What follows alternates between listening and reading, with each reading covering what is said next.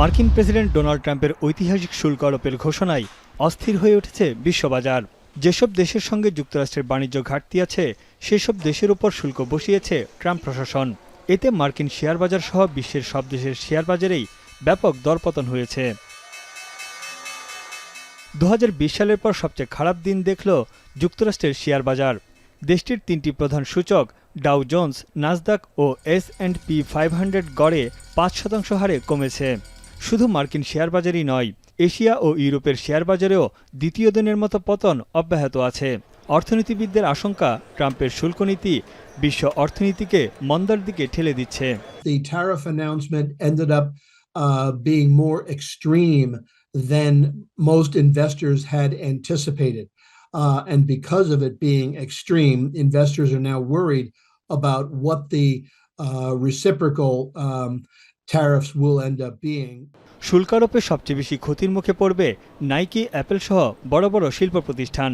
এরই মধ্যে এসব প্রতিষ্ঠানের শেয়ারের দাম কমেছে 9%। এদিকে গেল অক্টোবরের পর মার্কিন ডলারের দাম সবচেয়ে দুর্বলতম স্তরে নেমে এসেছে।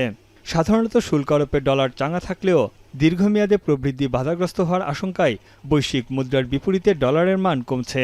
গেল 10 বছরের মধ্যে মার্কিন ট্রেজারি বন্ড 4% কমে সর্বনিম্ন স্তরে নেমেছে। ভবিষ্যৎ নিরাপদের আশায় স্বর্ণের দিকে ঝুঁকছেন বিনিয়োগকারীরা। চলতি বছরে স্বর্ণের দাম বেড়েছে 19%। এদিকে ট্রাম্পের দাবি, নতুন শুল্ক আরোপে ফুলে ফেঁপে উঠবে মার্কিন অর্থনীতি। তার যুক্তি, এতে করে মার্কিন পণ্যের দাম বাড়বে এবং যুক্তরাষ্ট্রের ব্যবসায়ীরা লাভবান হবেন।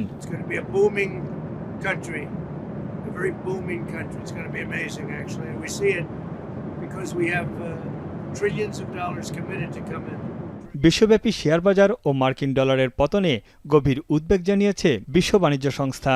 তাদের আশঙ্কা, চলতি বছরে বৈশ্বিক বাণিজ্য 1% হ্রাস পেতে পারে। বিশেষজ্ঞদের মতে যুক্তরাষ্ট্রে দেখা দিতে পারে মুদ্রাস্ফীতি। এতে মার্কিন অর্থনীতি মন্দায় পড়ার সম্ভাবনা জেগেছে 40%। তানভীর জনি, এখন বিশ্ব। বান্ডেল থাকলে প্রতি সেনমানিতে টাকা বাঁচবে। বিকাশ সেনমানি বান্ডিল কিনে জিতুন প্রতি লেনদেনে।